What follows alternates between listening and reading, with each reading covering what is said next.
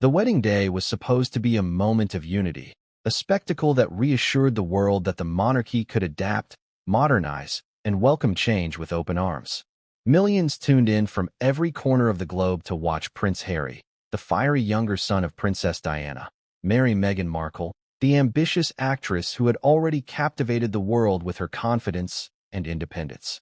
The ceremony was draped in grandeur, filled with centuries-old traditions, yet carried a tone of something bold and new.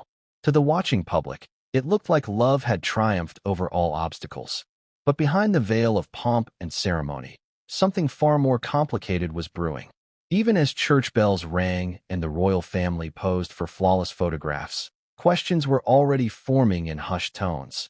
Had the Queen truly given her blessing to this union, or had something far more unsettling been concealed? This is where the story becomes far more gripping than the fairy tale ever suggested. For years, whispers of tension between Meghan and the royal establishment persisted. There were stories of frostiness behind palace walls, of Meghan not fitting the mold of royal duty, and of Harry's growing frustration at what he perceived as prejudice against his wife. Yet none of those stories struck quite as deep as the one that recently emerged from Princess and the Queen's only daughter, a woman known for her frankness and disdain for pretense. According to Anne, her late mother, Queen Elizabeth II, had confided something chilling before her death. She had never truly approved of Harry's marriage to Meghan. The decision to allow the union to proceed, and suggested, was less about love and acceptance and more about protecting the image of the monarchy at a fragile time. In one revelation, and shattered the carefully curated narrative, sparking a storm that no one could ignore. Before we continue, please hit the like button, subscribe to the channel, and turn on the notification bell for updates. Imagine, for a moment, the weight of such words landing on Harry's shoulders. For years, he had believed his grandmother had stood by him during the most important choice of his life. He had presented Meghan to the world not only as his wife, but as someone accepted into the royal fold. He had defended her against critics, severed ties with friends and family, and even walked away from his royal role entirely, all under the belief that the Queen, the figure who had guided his entire existence, had blessed his marriage. To suddenly hear that this was not the case was more than a disappointment. It was betrayal on a level that cut to the very core of his identity. For Meghan, it was no less devastating. To be told that the woman she had tried so hard to win over, the grandmother whose approval meant legitimacy, had never truly wanted her in the family was like having the rug pulled from under her feet. The intrigue deepens when one considers the timing of Anne's revelation. Why now? Why after the Queen's passing? Why release such a bombshell at a moment when the monarchy is already struggling with public skepticism and dwindling trust? Some argue that and spoke up out of duty, believing that the Queen's private words should not be lost to history. Others suspect a more strategic motive, perhaps, and wanted to draw a clear line between tradition and the perceived chaos Harry and Meghan had introduced into the royal narrative. Whatever her reasoning, the effect has been seismic. Media outlets seized on every detail, commentators dissected the meaning of Anne's words, and ordinary citizens found themselves asking whether the marriage that had once symbolized hope had been nothing more than a carefully managed illusion. At the heart of this story lies a paradox. On the surface, Meghan and Harry's wedding represented the monarchy's willingness to embrace change. It was touted as a union that reflected a modern, multicultural Britain. But according to Anne's account, behind closed doors, the Queen felt the exact opposite. She never believed Meghan could truly embody the role of a royal. She was, at best, an outsider who brought with her too much independence, too much ambition, and too much unfamiliarity for an institution that thrives on predictability. Yet rather than stand in the way of Harry's wishes, Elizabeth allowed the marriage to proceed, pressured by advisors and family members who believed stopping it would cause irreparable damage to the monarchy's image. It was a choice made for optics, not conviction. And that choice now casts a long shadow over both the monarchy and Harry himself. The Queen's approach to family had always been rooted in duty first, emotion second. Those who knew her often said she had an uncanny ability to separate personal feelings from her obligations as sovereign. But even so, this revelation suggests that she carried deep misgivings about Meghan from the beginning. Was it a matter of character? Did she fear Meghan's inability to adapt to a life of service and silence? Or was it about Harry himself, a grandson who had already shown signs of rebellion, suddenly tying his destiny to someone equally unconventional? These are the questions that continue to stir debate, and the answers may never be fully known. What is clear is that the Queen confided these concerns to her daughter and a woman she trusted to preserve the integrity of her words, if not immediately, then at the right moment.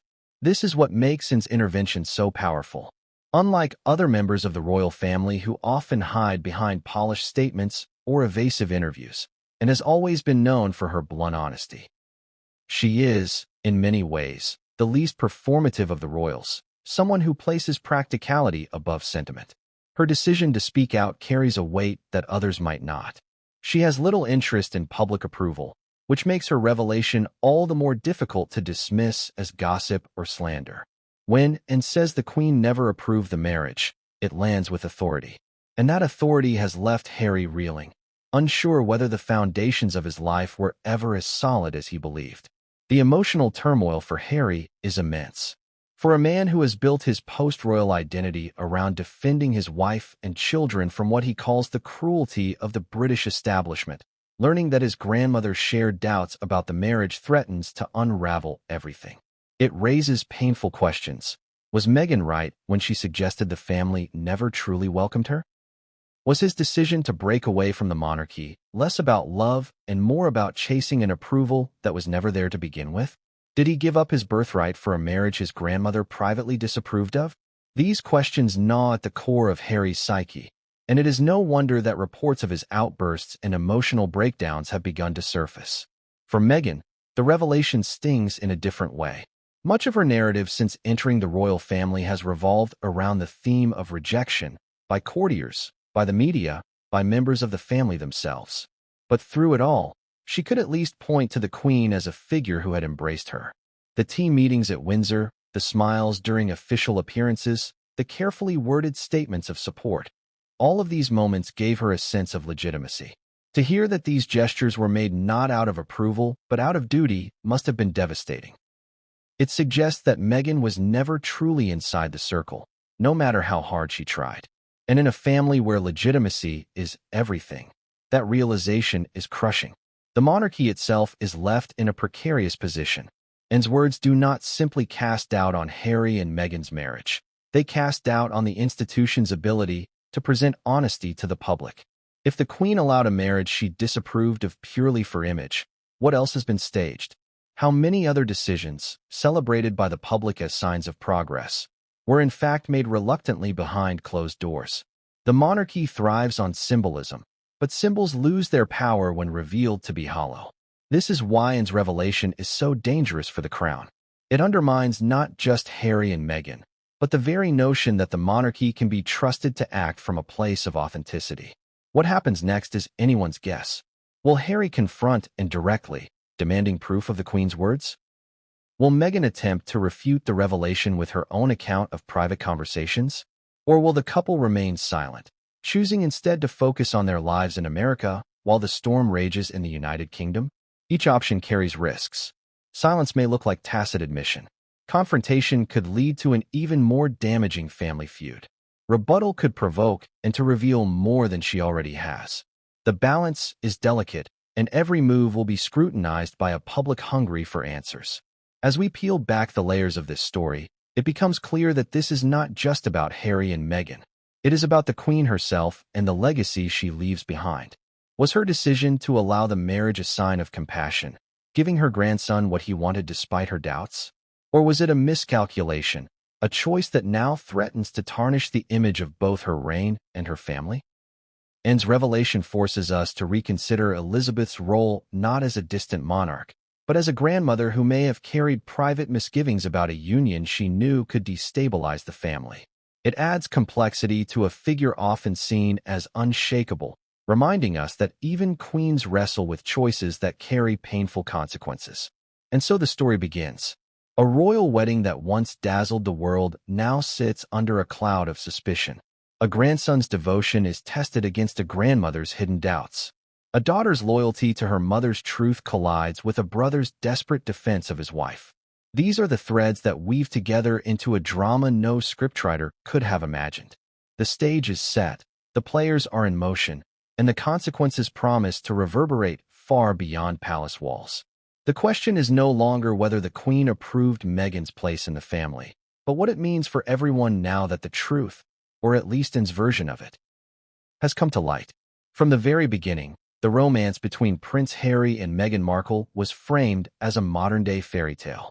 Newspapers splashed their photos across front pages. Commentators celebrated the symbolism of their union, and the British public was invited to believe that this was the story the monarchy needed.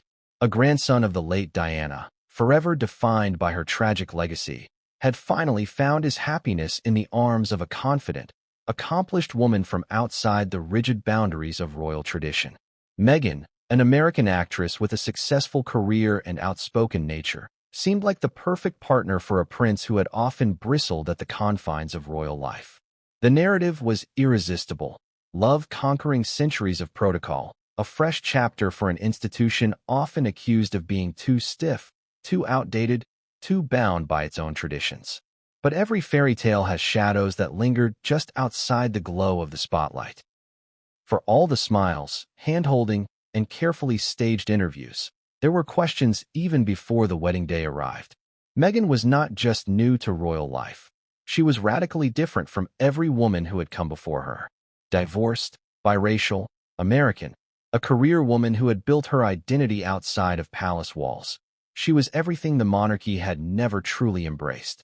Some saw her as the breath of fresh air the royal family desperately needed. Others saw her as a risk, a disruption to the fragile balance of duty and tradition. And within those whispers lay a darker truth. The Queen herself was not as convinced as the public was led to believe. When Harry and Meghan first stepped into the public eye as a couple, the fascination was immediate. Their early interviews carried the tone of a whirlwind romance. Two people drawn together by fate, eager to declare their bond unshakable. Harry spoke with a confidence that seemed almost rehearsed, as if determined to convince the world, and perhaps himself, that Meghan was the one. Meghan charmed interviewers with polished answers, speaking of her love for Harry and her excitement about stepping into royal life. To the cameras, it looked genuine, heartfelt. Yet behind those smiles, the palace machinery was already grinding, assessing, questioning, debating whether this relationship could ever truly work in the long run. One of the first signs of tension came from the speed at which their relationship advanced. Harry proposed quickly, after little more than a year of dating. For many in the royal household, that was a red flag. The monarchy had been burned before by rushed unions. Edward VIII had abdicated for Wallis Simpson, leaving scars that never fully healed. Charles and Diana's story had begun with the promise of love, but collapsed under the weight of mismatched expectations. To see Harry, the grandson who carried so much of Diana's restless spirit, rushing into marriage with Meghan raised alarms. And though the public cheered, behind closed doors the Queen was said to have expressed quiet concern. She valued stability, deliberation, and tradition. Harry's impulsiveness was the opposite of that. The wedding itself became the perfect stage for the monarchy's performance of progress. Everything was designed to show inclusivity, modernity, and change. The choir sang gospel hymns. The sermon was delivered with passion unusual for a royal service, and Meghan walked down the aisle with dignity. Cameras captured Harry's nervous smile and Meghan's composed elegance. The world swooned. Headlines proclaimed a new era for the monarchy. But what the world did not see were the subtle cues. The Queen's restrained expressions, the absence of unguarded warmth, the careful choreography of every detail. Those who knew Elizabeth II well could read the difference. She was doing her duty, projecting unity, but the sparkle of personal joy that had been seen at other royal weddings was muted, if not absent altogether. It is important to understand why this mattered so deeply. For the Queen, every decision was about more than personal feeling. It was about the survival of the institution. By 2018, the monarchy was already under scrutiny. Questions of relevance, accusations of elitism, and the echoes of Diana's criticism still haunted the family. Meghan's arrival offered a golden opportunity to silence critics, to show that the monarchy could evolve. But in private, Elizabeth was weighing a different calculation.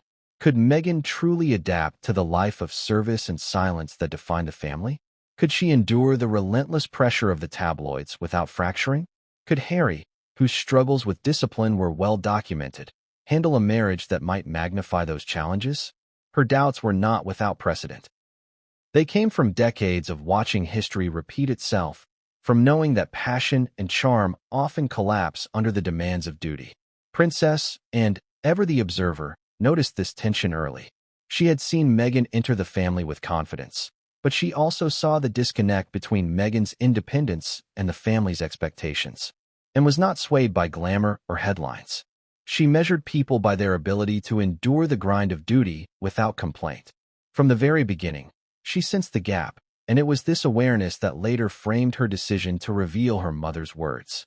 But in those early days, she said nothing. The fairy tale was unfolding, and to the world, it was too perfect to spoil. The doubts, however, grew louder within the palace as Meghan and Harry's relationship progressed. Staff whispered about Meghan's demands, her unwillingness to bend to tradition. Stories leaked of conflicts over protocol, of clashes over dress codes, of tension with Kate, the Duchess of Cambridge. To outsiders, these may have seemed like petty quarrels, but to the royal household, they were signs of deeper incompatibility. A royal consort is expected to blend into the institution, to support rather than dominate, to adapt rather than resist. Meghan, whether by design or conviction, did the opposite. She sought to redefine the role on her own terms. And while the public cheered her independence, the Queen reportedly bristled at what she saw as a disregard for centuries of stability. Harry, for his part, was unyielding. He defended Meghan at every turn, often clashing with family members who questioned her suitability. His devotion to her was fierce, even reckless. Some say he was blinded by love, others that he was determined to avoid repeating the mistakes of his father, who had failed to defend Diana in the face of royal resistance. Whatever his reasoning, Harry pushed forward with a determination that left no room for compromise. And in doing so, he forced the Queen into an impossible position. Refusing him risked alienating her grandson and painting the monarchy as cold and intolerant. Allowing the marriage, despite her misgivings, risked destabilizing the very institution she had spent her life protecting. In the end, she chose the latter, not out of approval, but out of necessity. The contrast between public perception and private reality could not have been starker. To the world, the wedding was the ultimate symbol of progress. To the Queen, it was a gamble. And like all gambles, it carried risks that would only reveal themselves over time. That is the essence of the duality. The fairy tale the public consumed versus the doubts that quietly festered behind palace walls. It was a marriage presented as destiny, but in truth, it was already shadowed by uncertainty. To understand the weight of Princess Anne's revelation, one must first understand the woman herself, and has long been described as the most no-nonsense member of the royal family, a figure who has never been swayed by popularity contests or public approval. From an early age, she was groomed under the same values instilled by her mother, Queen Elizabeth II, duty above all else, work without complaint, and service without spectacle. Unlike her brothers, who often made headlines for scandal, extravagance, or personal ambition, and quietly built a reputation as the hardest-working royal. She rarely granted interviews, rarely courted attention, but year after year, her record of engagements and appearances surpassed that of anyone else in the family. She did not crave adoration. She craved order, efficiency, and respect for the traditions that had kept the monarchy intact for centuries. Anne's bluntness became legendary. Courtiers often remarked that she had little patience for vanity or indulgence, and this applied not only to outsiders, but to her own family as well. She was the one who told her brothers uncomfortable truths when no one else would. She was the one who rolled her eyes at unnecessary pomp and ceremony, insisting that the monarchy was about work, not theatrics.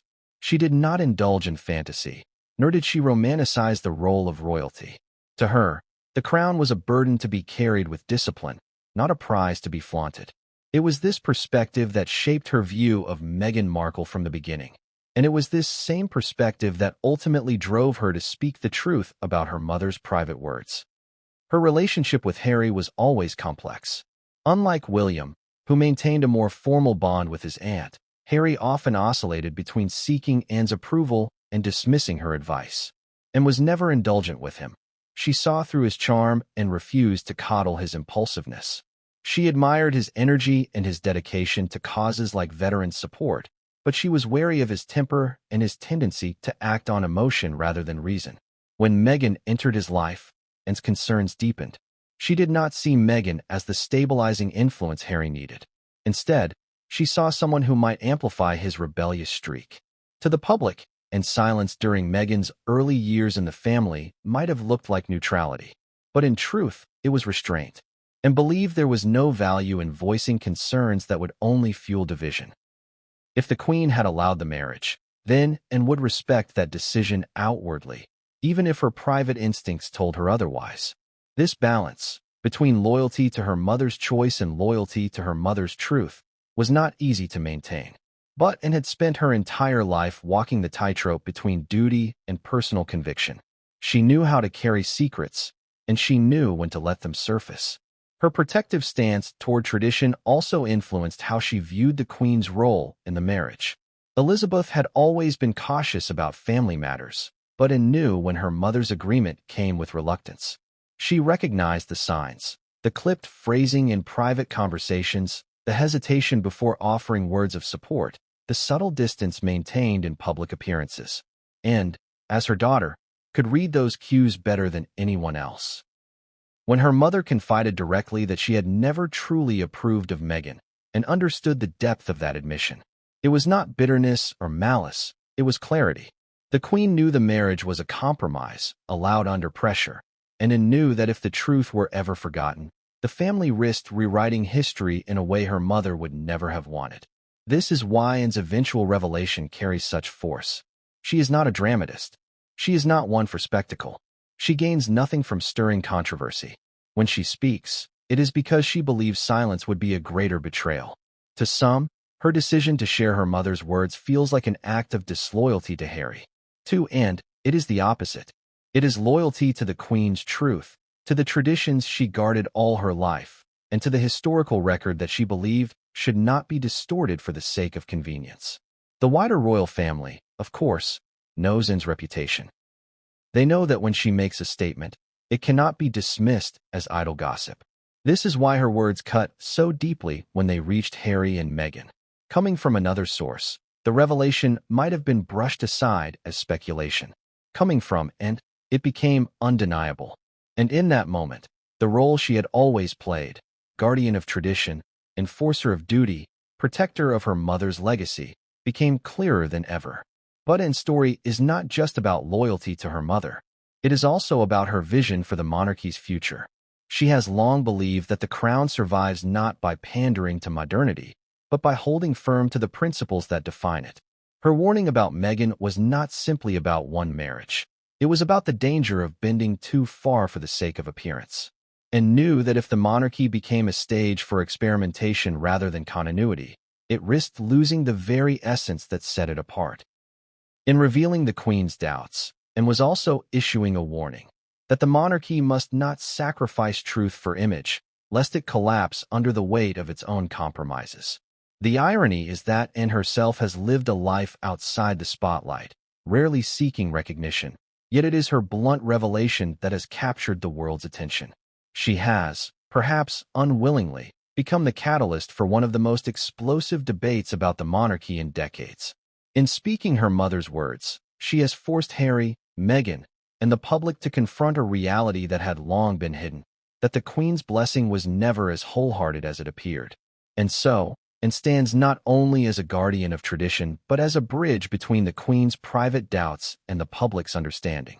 Her words have torn away the last remnants of the fairy tale, exposing the uneasy truth beneath. The question now is whether Harry can ever accept that the grandmother he adored, the monarch he revered, harbored doubts about the woman he loves most. For Anne, the truth was worth the pain. For Harry, it may prove unbearable. The late Queen Elizabeth II was known for her remarkable ability to conceal her personal feelings, often keeping her true thoughts locked behind a carefully composed expression. She had spent her entire life mastering restraint, understanding that the crown demanded constancy and composure even when her private heart might feel otherwise. Yet those closest to her knew that she was not immune to doubt, and her reservations about Meghan Markle's entry into the royal family revealed themselves in subtle ways. The Queen was cautious, deliberate, and deeply attuned to the weight of precedent. And from the beginning, she carried quiet concerns that Meghan was not the right fit for the role thrust upon her. When Harry introduced Meghan to his grandmother, Elizabeth reportedly extended polite warmth, as she always did. But behind the smiles and formal welcomes, there were hints of hesitation. Those who observed her closely noticed the clipped language she used in private discussions. Instead of the unguarded joy she had displayed when meeting other royal fiancés in the past, there was a measured reserve. She did not criticize openly, she rarely did, but she asked questions that revealed the unease beneath. Could Meghan truly understand the sacrifice that came with royal life? Would she be able to endure the endless scrutiny of the press without faltering? Would her independent streak harmonize with the demands of a rigid institution built on hierarchy and obedience? These were not idle musings. They were the reflections of a monarch who had spent 7 decades witnessing both the triumphs and the failures of royal unions. For Elizabeth, history weighed heavily on every decision. She remembered the abdication crisis of her uncle, Edward VIII, who had chosen love with Wallis Simpson over duty, nearly destroying the monarchy in the process. She had witnessed the collapse of her own son's marriage to Diana, a saga that shook the institution to its core. She had endured the embarrassment of Andrew's scandals, which left indelible stains on the family's reputation. Each of these episodes had taught her a painful truth. When members of the royal family put personal desires ahead of institutional duty, the crown itself suffered. Against this backdrop, Meghan's arrival did not look like a stabilizing force, but rather the potential spark of another storm. Elizabeth's reservations grew sharper as she observed Meghan more closely. Meghan was charismatic, self-assured, and undeniably intelligent, but she was also outspoken and accustomed to controlling her own narrative. The Queen had spent her entire reign embodying the opposite qualities: restraint, discretion, and silence in the face of controversy. Meghan's interviews, her blog posts, her assertive presence in the media, these all signaled a woman who might struggle to fit into a role defined by invisibility. The Queen was perceptive enough to recognize that this mismatch would eventually cause friction, and she was troubled by Harry's insistence on moving quickly toward marriage without fully considering the implications. There were specific moments that further deepened her concerns. One came during a private luncheon when Meghan, trying to be affable, spoke freely about her ideas for modernizing aspects of royal engagement. To Meghan, this was a demonstration of initiative.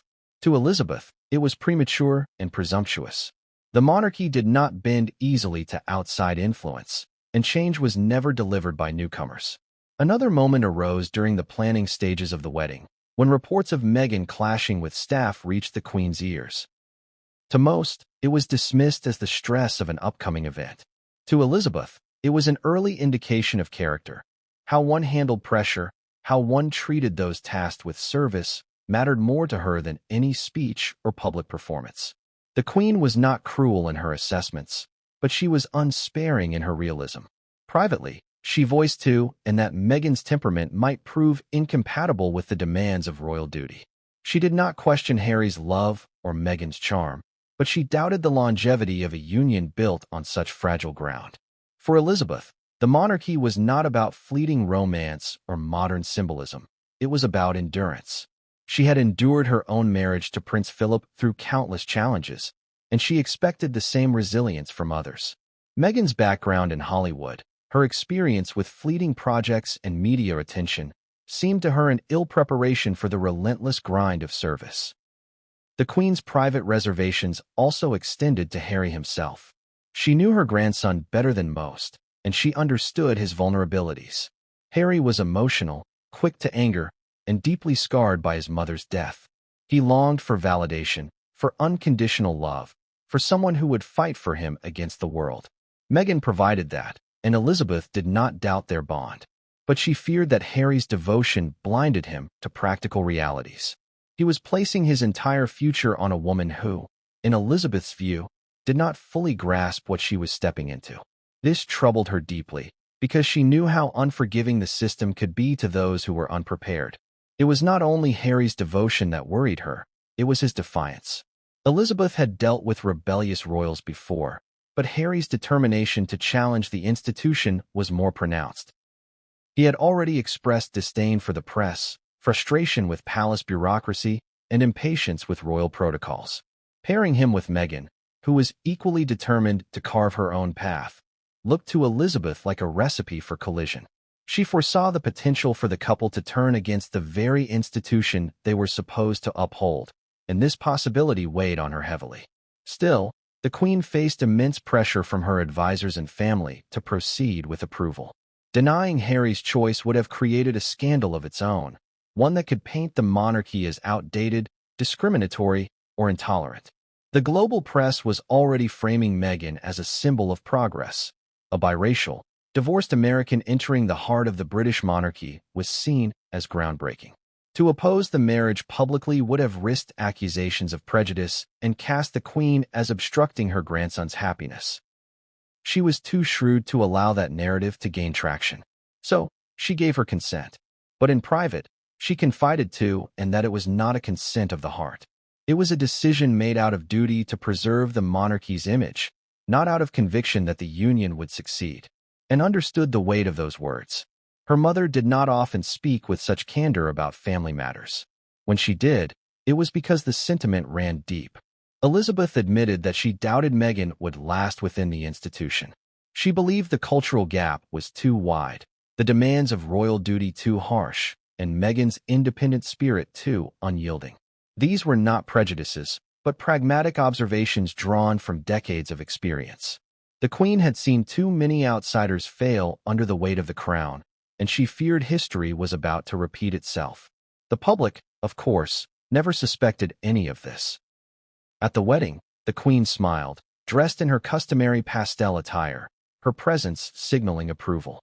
To the millions watching, it was a moment of unity, a symbol that the family had embraced Meghan as one of their own. Yet those closest to her could see the difference. The Queen's smile was dutiful, not joyful. Her eyes did not carry the unguarded warmth seen at other family celebrations. To the casual observer, these details went unnoticed. To Anne, they confirmed what her mother had already confided in private. The blessing was real only in form, not in spirit. These reservations shaped the Queen's interactions with Meghan throughout her lifetime. She remained polite, cordial, and outwardly supportive, but she never crossed the threshold into genuine intimacy. Meghan might have mistaken this restraint for royal formality, but knew better. It was distance, carefully maintained to preserve appearances while shielding the Queen from deeper entanglement. Elizabeth was not cruel, but she was cautious, and her caution spoke volumes. The monarchy has always been more than a family. It is an institution that survives on perception, tradition, and the delicate balance of public trust. Queen Elizabeth II understood this better than anyone. By the time Harry introduced Meghan Markle to the world, Elizabeth had already weathered decades of storms that had tested the resilience of the crown. From the abdication crisis of her uncle to the scandals of her own children, she knew firsthand how fragile the monarchy's reputation could be when private choices clashed with public duty. So when it came to Harry's marriage, the Queen found herself under immense pressure, not just from within her family, but from advisors, courtiers, and the media, all of whom insisted that she must give her consent, even if her instincts told her otherwise. The first layer of pressure came from Harry himself. He was not merely asking for approval. He was demanding it in the way only a man convinced of his love could. To him, Meghan represented salvation, someone who gave him stability after years of turmoil, someone who stood beside him when he felt the institution had failed him. Harry approached his grandmother not as a monarch, but as a grandson, appealing to her heart.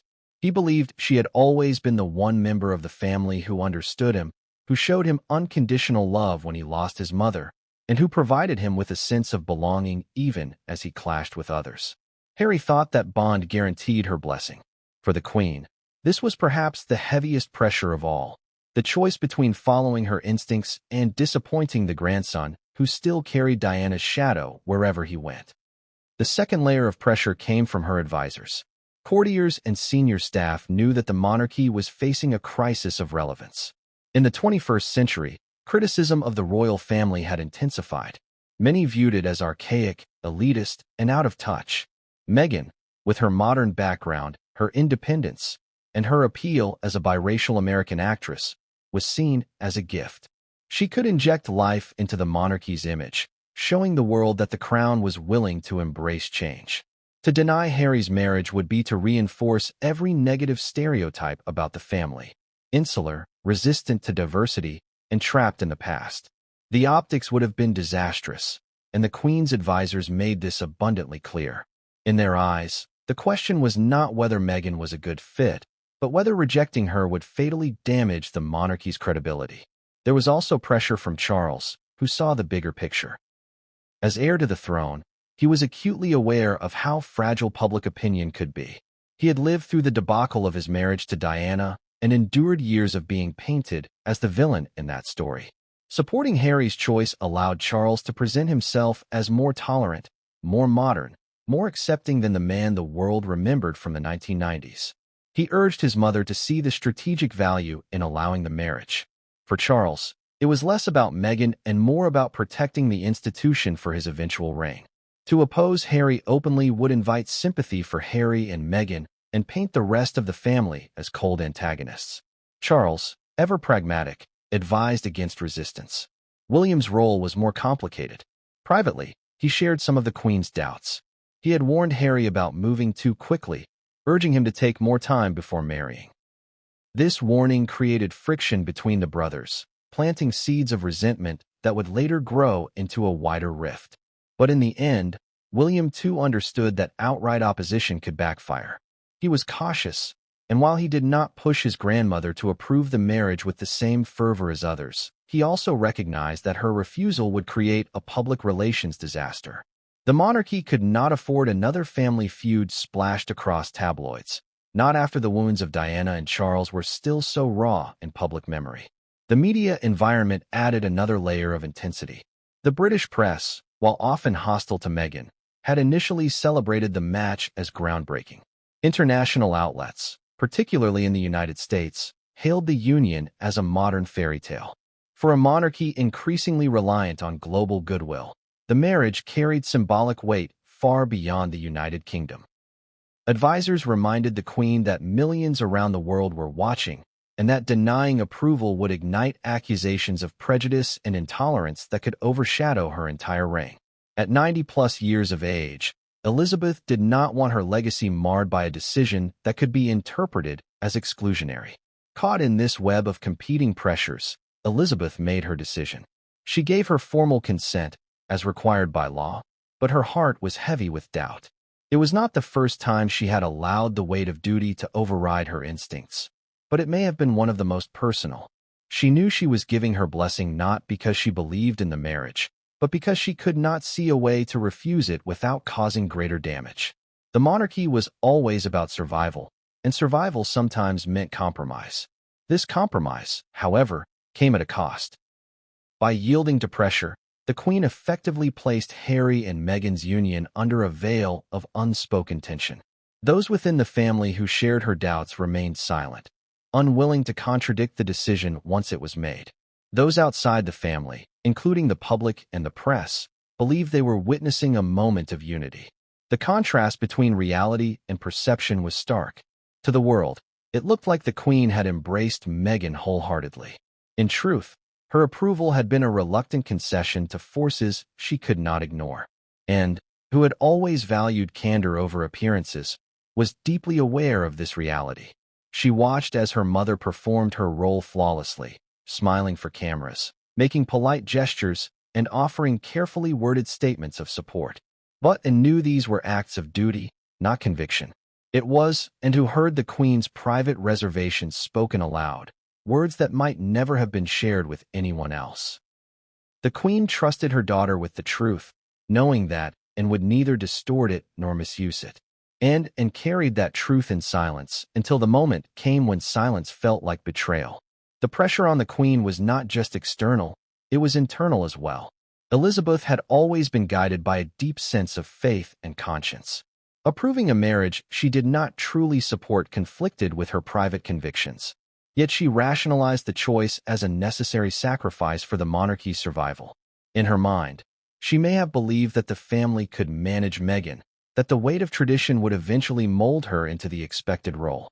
Perhaps she hoped that Harry's devotion would soften Meghan's sharper edges, or that time would temper their rebellious streak. But even as she gave her consent, she confessed to and that she feared these hopes were naive. This inner conflict is what makes the Queen's decision so poignant. She was a woman who had spent her entire reign balancing the line between personal feeling and public responsibility. With Meghan, that balance tilted further than ever before.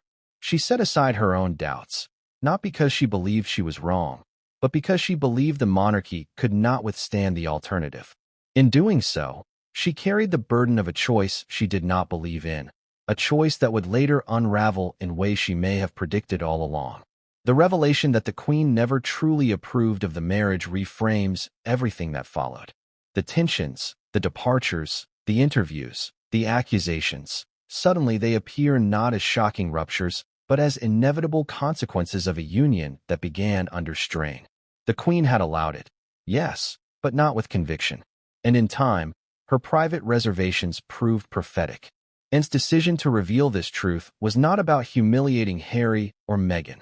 It was about honoring her mother's honesty. Elizabeth had carried her doubts quietly, but she had shared them with her daughter, trusting that Anne would preserve the truth if ever it mattered. And now, in the aftermath of scandal after scandal, Anne believed it did matter. The world deserved to know that the marriage, once hailed as a symbol of unity, had in fact been a reluctant compromise born out of pressure on the Queen. For Prince Harry, the decision to marry Meghan Markle was not just about love. It was about survival. To him, Meghan represented more than a partner. She was the answer to years of loneliness, a shield against the coldness of the institution, and the one person who seemed to understand him beyond his royal title. He had grown up in a world where affection was rationed, where protocol always outweighed personal warmth, and where the sudden loss of his mother left scars that never fully healed. When Meghan entered his life, her presence felt like sunlight breaking through a storm. To Harry, there was no hesitation, no second-guessing. He believed she was his destiny, and he clung to that belief with the intensity of a man unwilling to lose one more person he loved. Those around him, however, saw something else. They saw a man blinded by devotion, unwilling to entertain doubts, and ready to fight anyone who dared to question his choice. Even his closest confidants, people who had known him since childhood, whispered their concerns. The speed of the romance, the cultural differences, Meghan's outspoken independence, all of these were flagged as potential warning signs. Yet Harry would hear none of it. Whenever doubts surfaced, he silenced them with a single refrain: Meghan made him happy. And for a man who had carried so much grief and anger, happiness was priceless. Harry's devotion was not entirely surprising given his past. His relationship with his mother had defined him. Diana had been his protector, his champion, the one who gave him affection in a household where love was rarely displayed openly. Her death left him with a hole that no one else could fill. The royal family, bound by their culture of restraint, did little to address his grief in ways that truly mattered. Harry often spoke about feeling adrift, neglected, and unsupported during his most vulnerable years. Meghan's arrival changed that. She gave him the emotional validation he had long craved, and in her, he found echoes of his mother's compassion and defiance. The parallels were not lost on him. Meghan, like Diana, was an outsider who challenged the norms of the monarchy. Marrying her became, in Harry's mind, not only an act of love but an act of loyalty to his mother's memory. This emotional lens, however, also clouded his judgment. He began to interpret every critique of Meghan as a personal attack, every cautionary word as betrayal. When William advised him to slow down, Harry bristled. When courtiers raised concerns, he dismissed them as elitist or prejudiced. Even the Queen's measured hesitations were met with stubborn insistence that his love for Meghan would overcome all obstacles. He was convinced that the world did not understand her, and that he alone saw her true worth. This conviction hardened into defiance. The more resistance he faced, the more determined he became to prove everyone wrong. Harry's blind devotion was most visible in how quickly he was willing to burn bridges. Friends who questioned the relationship were quietly pushed aside. Family members who expressed doubts were met with anger or coldness. Advisors who urged caution were ignored. He had constructed a fortress around his love, and inside that fortress, only Meghan's voice mattered. This created a cycle. The more isolated he became, the more he leaned on her, and the more dependent he grew on her approval. To outsiders, it looked like a man consumed. To Harry, it felt like freedom, a chance to finally live life on his own terms, guided not by the expectations of others, but by the desires of his heart. This devotion often spilled into public displays that contrasted sharply with royal tradition. Royals were trained to keep distance, to avoid overt affection in front of cameras. Harry and Meghan ignored this rule repeatedly. They held hands, exchanged glances, whispered during formal events. To the world, it looked like romance. To traditionalists, it was further evidence of Harry's disregard for protocol. But for Harry, these gestures were more than affection. They were declarations of loyalty, proof that he would not be bound by the cold detachment that had defined his upbringing. Every touch, every smile, was his way of saying, "I will not repeat the mistakes of the past." The Queen noticed this devotion, and it worried her. While she admired loyalty, she also understood its dangers when it became blind. She could see that Harry's love left little room for compromise, and compromise was the very foundation of royal duty. In her conversations with Anne, she acknowledged that Harry's devotion to Meghan was genuine, but she feared it would lead him into conflict not just with the family, but with himself. When devotion becomes absolute, it leaves no space for reality, and reality is always harsher than love's illusions. Meghan, of course, recognized the depth of Harry's attachment, and she leaned into it. She became his confidant, his ally, his protector.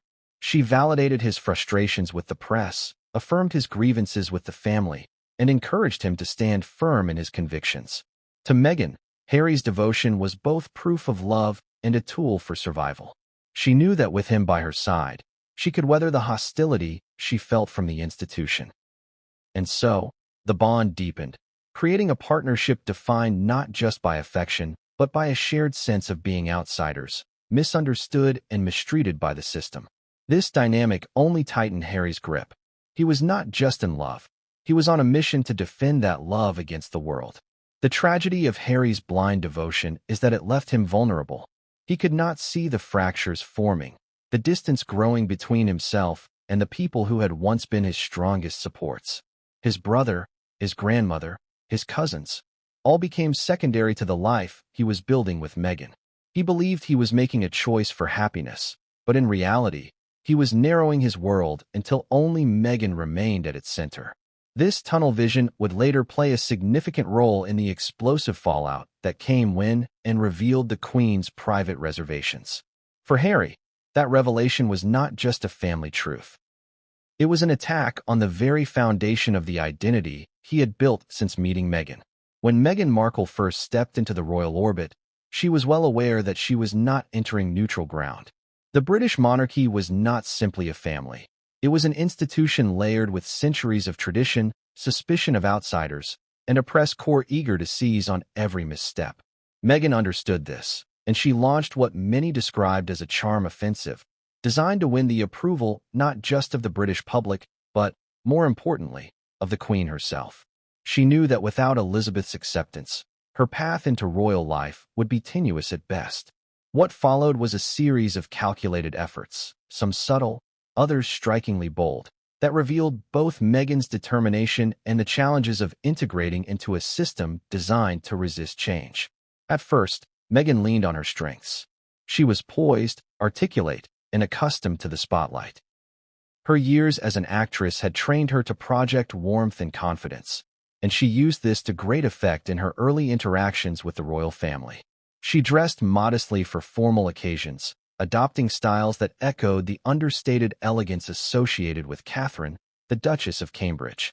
She spoke respectfully of the Queen in interviews, often emphasizing how honored she felt to be welcomed. To the public, these gestures looked genuine, and they began to warm to her. The palace, too, appreciated the smooth transition, at least on the surface. The first major test of Meghan's charm offensive came in the form of her meetings with the Queen. These encounters were private, but details inevitably trickled out. At one tea meeting in particular, Meghan was said to have expressed genuine interest in the Queen's work with the Commonwealth, asking thoughtful questions and offering ideas for outreach that reflected her own humanitarian background. Elizabeth, who valued diligence, was reportedly impressed by Meghan's curiosity and enthusiasm. Yet at the same time, she found Meghan's eagerness somewhat premature. The Queen had always believed that understanding the monarchy required years of observation before offering suggestions.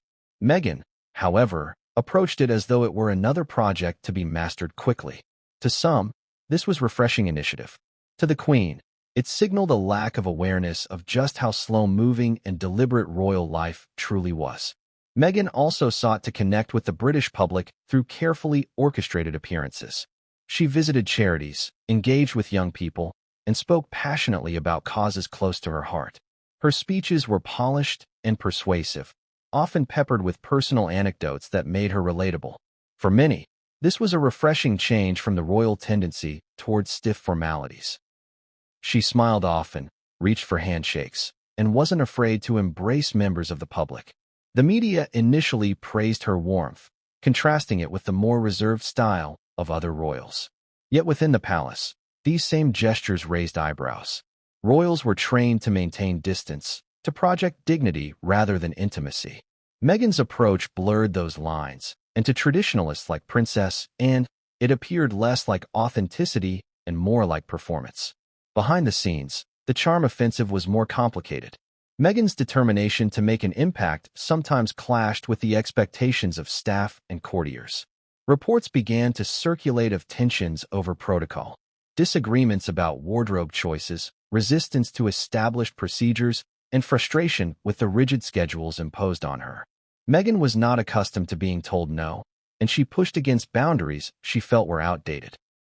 While some staff admired her energy, others described her as demanding and difficult. These whispers began to filter upward, reaching the ears of senior royals. For the Queen, such reports reinforced her private reservations. Meghan's charm in public was undeniable, but behind closed doors, there were signs of strain. Still, Meghan pressed on, determined to secure her place. She made a point of praising the Queen publicly, even comparing her to a beloved grandmother. She highlighted the kindness Elizabeth had shown her, such as lending her jewelry or inviting her to share the royal train for a joint engagement. These gestures, amplified in interviews, created the impression that Meghan and the Queen had forged a close bond. And to some extent, they had. The Queen was always gracious, always willing to extend gestures of inclusion, particularly when the monarchy's image depended on it. But to those who knew her best, these were acts of duty rather than true intimacy. Elizabeth remained cautious, never fully lowering the guard that protected her from misplaced trust. Meghan's charm offensive was also aimed at the media, though with mixed results. She gave interviews that highlighted her transition into royal life, portraying herself as both honored and humbled by the opportunity. She carefully crafted her image as someone who wanted to serve, who was grateful for her new role, and who embraced the responsibilities that came with it. Yet the British press, notoriously unforgiving, soon began to dig deeper. They highlighted inconsistencies, resurfaced stories from her past, and questioned the sincerity of her efforts. Meghan saw this as an attack, but the palace viewed it as inevitable. Every royal consort had endured similar scrutiny. The difference, however, was how each responded. Where others had learned to remain silent, Meghan often pushed back, fueling the narrative of tension. The Queen watched these developments with quiet concern. She had seen Diana's charm captivate the world only to turn into a weapon when her marriage to Charles collapsed. She had seen Fergie, Duchess of York, arrive with popularity and energy only to become embroiled in scandal. Elizabeth knew that charisma could be a double-edged sword. It won hearts quickly, but it could also magnify flaws. Meghan's charm offensive reminded her too much of these earlier stories, and she wondered if history was repeating itself. Harry, of course, was Meghan's greatest ally in this campaign. He stood beside her at every engagement, often gazing at her with open admiration. To him, Meghan's charm offensive was not strategy. It was proof that she belonged, that she was succeeding despite the odds. He praised her to family, to staff, and to the press, convinced that she was silencing the critics. What he did not see, or perhaps refused to see, was that Meghan's approach was creating new divisions. The more she tried to assert herself, the more resistance she faced from those who valued tradition over innovation. Instead of easing her path, her charm offensive made her appear disruptive to some, even threatening to the established order. In the long run, Meghan's efforts to win approval became both her strength and her undoing. She did succeed in winning admiration from many in the public, especially those who saw her as a modernizing influence. But within the palace, where approval truly mattered, her charm was met with caution rather than conviction.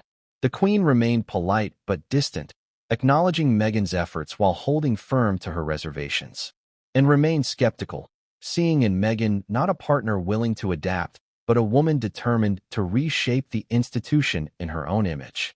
And as the months went by, the charm offensive began to feel less like a bridge and more like a wedge. For years after Harry and Meghan's marriage, the Queen's private reservations remained carefully hidden, known only to a select few. Among them was Princess Anne, the one family member Elizabeth trusted with truths too delicate to be shared more widely, and was never a gossip, never one to fuel drama for attention, and that is precisely why the Queen confided in her. Elizabeth knew her daughter valued discretion as much as she did, and that Anne would carry her words with the weight they deserved. Anne's role as custodian of the Queen's secret began quietly. During private conversations at Windsor, Balmoral, and Sandringham, the Queen expressed her doubts about Harry's choice of wife. She admitted that while Meghan had qualities she admired, intelligence, independence, and charisma, she could not escape the feeling that Meghan was unsuited to the monarchy's demands. Elizabeth believed Meghan's entry into the family was more a matter of necessity than of conviction.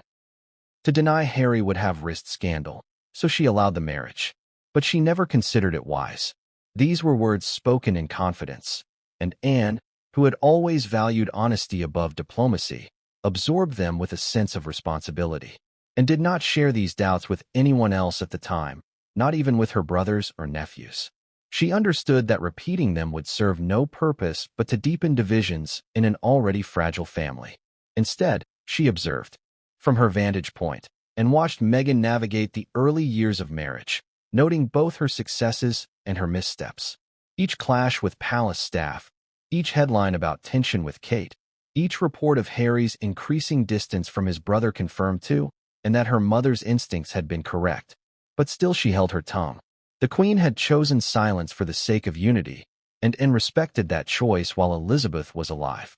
Yet silence does not erase truth. And carried her mother's words like a sealed letter in her heart, waiting for the moment when keeping them hidden would no longer serve the monarchy. That moment came after the Queen's passing, when the family faced a crossroads. Harry and Meghan had already left royal life, their interviews and documentaries sparking endless controversy. The public was divided, trust in the monarchy was shaken, and speculation about the family's true feelings ran rampant. It was then that Anne decided the world needed to hear what her mother had truly believed. To understand why Anne revealed the secret, one must consider her character. She had always been blunt, unwilling to soften her words for the sake of popularity. She valued clarity over comfort, truth over perception. Where others in the family were consumed with image and public relations, and believed that integrity came from honesty, even when honesty was painful. For her, allowing the world to believe that the Queen had wholeheartedly approved of Meghan was a distortion of reality. It was not about embarrassing Harry or Meghan. It was about preserving her mother's legacy accurately. Elizabeth had been cautious, pragmatic, and skeptical of the match, and Anne believed history should remember her that way. The revelation itself was characteristic of Anne, direct, unsentimental, and without theatrics. She did not deliver it in an interview designed for spectacle or in a moment of anger. Instead, it slipped out in a private discussion that eventually reached the press, carrying the unmistakable ring of authenticity. "My mother never truly approved," she was reported to have said, explaining that Elizabeth had consented out of duty, not belief. The words were few, but their impact was immense. They stripped away the illusion that the Queen's approval had been wholehearted, exposing the quiet doubts that had lingered from the very beginning. For Harry, hearing this truth was devastating. He had built much of his confidence in the marriage on the assumption that his grandmother had blessed it. To discover that her support had been reluctant, even strategic, was to feel as though the ground beneath him had shifted. Meghan, too, was shaken. She had long clung to the image of the Queen as a grandmotherly figure who had welcomed her warmly. To learn that this warmth had masked deeper reservations was like having a curtain pulled back on a stage she thought she had mastered. And, however, did not flinch. She knew her words would cause pain, but she also believed that shielding Harry and Meghan from the truth would be more damaging in the long run. Lies, even lies of omission, had a way of festering in the monarchy. She had seen it with Diana, with Andrew, with countless other scandals that had grown worse because the truth was buried for too long. By bringing her mother's reservations into the open, and was attempting to prevent another cycle of myth-making that could distort the Queen's legacy. Carrying the secret for so long had not been easy, and had watched as the world celebrated the royal wedding, as commentators praised the Queen's progressive acceptance, and as Harry and Meghan themselves referenced the Queen's kindness as proof of their legitimacy. Each time, and felt the weight of what she knew. She did not begrudge her mother for maintaining the facade. Elizabeth had always placed the monarchy's stability above personal feelings, but knew that silence had created a false narrative. When the time came, she felt compelled to correct it. The consequences of Anne's revelation rippled quickly. Within the family, there was shock and anger. Some believed, and had gone too far, that she should have protected the Queen's reputation by keeping the secret. Others quietly agreed with her, recognizing that the truth, however painful, was better than allowing history to be rewritten. In the public sphere, the revelation reignited debates about the monarchy's honesty. Was the institution transparent, or did it thrive on carefully constructed illusions? For many, Anne's words confirmed what they had long suspected, that the royal family valued image over sincerity, and strength lies in her ability to withstand criticism. She has never cared for popularity, never courted public adoration. Her life has been defined by work, by service, and by duty. In revealing the Queen's private reservations, she was not seeking approval, but fulfilling what she saw as an obligation. To her, truth was a form of service too, a service to her mother's memory, to the monarchy, and to history. It is worth noting that Anne did not reveal every detail of her mother's words. She chose her phrasing carefully, offering enough to convey the essence of the Queen's reservations without indulging in gossip. This restraint was intentional, and was not interested in sensationalism. She wanted to draw a clear line. The Queen had never fully approved, and that fact mattered. Beyond that, she left the world to interpret what it meant.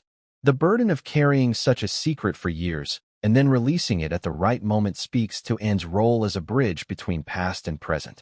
She was the keeper of her mother's doubts, the silent witness to the tension behind the smiles, and ultimately the voice that ensured those doubts would not be erased. Whether one agrees with her decision or not, there is no denying that it took courage to speak words that would fracture her family further and provoke public controversy. But for Anne, silence would have been the greater betrayal. The moment Princess Anne's words left her lips, the royal landscape shifted. For years, the narrative surrounding Harry and Meghan's marriage had been carefully managed, with the Queen's approval presented as a cornerstone of legitimacy. The wedding was broadcast as a symbol of modernization, of unity between tradition and progress, of a monarchy that could bend without breaking. But with a single revelation, my mother never truly approved, and cracked that image open. It was not shouted in anger, not designed for spectacle. Yet once the truth was out, it spread like wildfire, carried by whispers, headlines, and the insatiable hunger of the public for royal secrets. Those who first heard Anne's revelation were struck by her tone. There was no malice, no attempt to humiliate her nephew or his wife. It was blunt, yes, but it carried the weight of fact rather than spite, and had a reputation for being unsentimental, and that reputation gave her words credibility. She was not the type to fabricate stories, nor was she one to indulge in family feuds for attention. If she said the Queen had harbored doubts, then it was assumed to be true. And once the press got hold of it, the story took on a life of its own. The reaction within the family was immediate. Harry, upon learning what his aunt had revealed, reportedly erupted. For him, this was not just a matter of public perception, it was a personal betrayal. His entire identity as Meghan's husband had been intertwined with the belief that his grandmother had stood by him. He had told himself, and others, that the Queen's blessing had validated his choice. To now hear that her consent was reluctant, a decision made for the sake of appearances rather than conviction, shook him to his core. Those close to him described his fury, slamming doors, heated phone calls, and moments of silence where he seemed unable to process the weight of the truth. Meghan's reaction was quieter, but no less intense. She had always positioned herself as someone who had been welcomed by the Queen, often referencing moments of kindness that seemed to prove she was accepted. She spoke of lending jewelry, of invitations to private engagements, of gestures that appeared warm and personal. Now, all of those memories were cast in a different light. Were they genuine acts of affection, or simply performances of duty? Meghan reportedly sat in stunned silence when told of Anne's words, her composure masking a storm beneath. For a woman who had fought so hard against accusations that she did not belong, the knowledge that the Queen herself had never fully accepted her was a devastating blow. The palace, as always, tried to contain the damage. Official statements were vague, reaffirming the Queen's love for her family and refusing to engage in speculation. But the silence only fueled the frenzy. If the palace would not deny Anne's claim, then surely it must be true. Newspapers dissected every past interaction between the Queen and Meghan, searching for signs of hidden distance. Clips from the wedding were replayed, analysts pointing out the Queen's reserved expressions, her carefully chosen words. What once seemed like formality now looked like evidence. The narrative was rewritten before the world's eyes, and the story of Harry and Meghan's marriage was suddenly framed not as a triumph of love, but as a reluctant compromise. What made the revelation so explosive was not just what it said about Meghan, but what it implied about the monarchy itself. If the Queen had allowed a marriage she did not truly approve of, what else had been staged for the sake of optics? How many other public gestures of unity had masked private disapproval? The monarchy relies on the illusion of stability, on the belief that its public image reflects its private truth. Anne's words shattered that illusion. They reminded the world that behind the polished facade lay a family as conflicted, as divided, as any other. And in that reminder, the crown seemed less untouchable, more vulnerable to scrutiny. Harry's fury only amplified the story. He felt cornered, betrayed, and exposed. Those close to him said he lashed out at family members, demanding explanations, questioning why this secret had been shared at all. Some suggested he considered confronting and directly, though whether such a confrontation ever took place remains unclear. What is certain is that the revelation deepened the chasm already growing between Harry and the rest of the family. He had once been the Queen's loyal grandson, her spare, who supported the institution despite his misgivings. Now, he was a man who realized that the approval he thought he had earned had never been real. For Meghan, the blow was strategic as well as emotional. Her public image had always rested in part on her claim that the Queen had embraced her. Anne's revelation undermined that narrative, fueling critics who argued that Meghan had been an interloper from the start. It gave ammunition to those who saw her as a disruptor rather than a reformer, as someone who had never truly belonged. Meghan's allies rushed to her defense, pointing out that the Queen had always behaved with kindness toward her in public, but the damage was done. Perception is everything, and perception had shifted. The revelation also forced uncomfortable conversations within the palace. Some members of the family quietly sympathized with Anne, acknowledging that the Queen's doubts had been real and that it was better for the truth to be known. Others accused her of betrayal, arguing that such private words should have been buried with Elizabeth. But Anne did not flinch.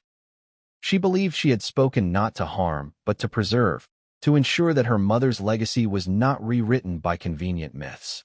To her, silence would have been dishonesty. The public response was divided, reflecting the polarized view of Harry and Meghan themselves. For critics of the couple, Anne's revelation was vindication. It proved, in their eyes, that the Queen had seen what they had always claimed, that Meghan was unsuitable for royal life. For supporters, it was further proof of the hostility Meghan had endured, even from the highest levels of the family. They argued that the Queen's lack of approval explained the coldness Meghan had described in interviews, the lack of support she had felt during her darkest moments. In this way, the revelation became a mirror, reflecting back whatever people already believed about Meghan and Harry. What cannot be denied is that Anne's words changed the narrative forever. The marriage, once hailed as a symbol of progress, is now remembered as a compromise born under pressure. The Queen's silence, once seen as gracious, is now interpreted as doubt. And Harry's fury, Meghan's shock, and the palace's silence all confirm that the revelation struck at the very heart of the family. When Princess Anne's revelation became public, the emotional earthquake it triggered within Prince Harry was almost immediate. Those close to him described a man who had been living under one understanding of his life, only to have it ripped away in a matter of hours. For years, Harry had built his marriage on the belief that his grandmother, the woman he respected above all others, had stood firmly behind him. He had defended that idea in interviews, using the Queen's perceived support as a shield against critics. Now, that shield was shattered. Anne's blunt words made it clear. The Queen's blessing had been reluctant, given out of necessity, not conviction. For Harry, it was as though the foundation of his marriage had been undermined, and the fury that followed was volcanic. Reports began to circulate of Harry's explosive reaction.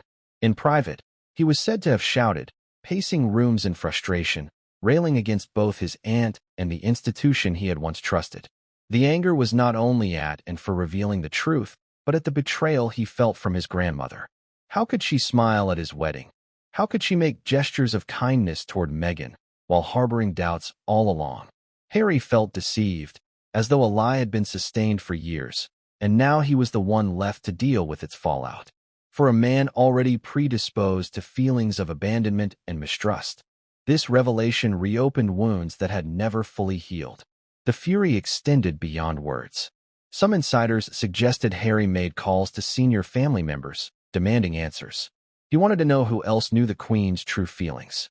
Did Charles know? Did William? Had they been silently watching him walk into a marriage that was never truly approved? If so, then in Harry's mind, this was not just a betrayal by the Queen, but a conspiracy of silence. Each phone call ended in frustration, with little satisfaction, and the tension between Harry and the rest of the family only deepened. Meghan's response, while less outwardly explosive, carried its own intensity. She had always presented her relationship with the Queen as one of warmth. In interviews, she highlighted moments where Elizabeth had seemed to show grandmotherly affection, sharing blankets on a car ride, offering jewelry, inviting her to engagements. These moments were part of the narrative Meghan had built for herself and the world, proof that she was accepted, proof that the criticism she endured from the press and the family were unfounded. Now, Anne's words pulled the curtain back. Meghan found herself questioning every smile, every gesture. Were they genuine? Or had they all been duty-bound performances, designed to maintain appearances while hiding the truth? The panic that gripped Meghan was not only emotional, but strategic. Her public image had already been battered by accusations of manipulation, of drama, of being a divisive force. She had leaned heavily on the idea that the Queen had welcomed her, using it as a counterbalance against the hostility she described in her interviews. If that narrative was gone, then her credibility suffered. Critics would use Anne's revelation as ammunition, claiming it proved Meghan had been an interloper all along. For Meghan, perception was power, and the loss of the Queen's approval threatened to strip her of one of her most important defenses. Behind closed doors, Meghan reportedly pushed Harry to stay firm, to double down in defense of their union. She reminded him of their struggles, of the ways the family had already tried to isolate them, of the endless criticism from the press. In her view, Anne's words were not a reflection of the Queen's truth, but another weapon in a long campaign to delegitimize her. Meghan's strategy was to turn the revelation into further evidence of the hostility they had faced. But privately, she was unsettled. She knew that no matter how hard she spun the story, the Queen's words carried unmatched weight. People trusted Elizabeth's judgment, and if Elizabeth had doubted her, that doubt would linger forever in the public consciousness. The combination of Harry's fury and Meghan's panic created a volatile atmosphere. Their household in California reportedly grew tense, with long conversations stretching late into the night. Harry, consumed by feelings of betrayal, replayed old memories with his grandmother, questioning them, wondering if he had misread her all along. Meghan, meanwhile, focused on how the revelation would be weaponized by the press, imagining headlines that would once again paint her as the villain. The more they talked, the more the sense of siege mentality grew. It was them against the world, more isolated than ever before. The strain also began to show publicly. Harry appeared irritable in video calls and distant in interviews. His words, once measured, began to carry sharper edges when the topic of family arose. Meghan, though maintaining her polished exterior, seemed more guarded, her usual confidence tinged with defensiveness. Observers noticed the change, sensing that something behind the scenes was unraveling.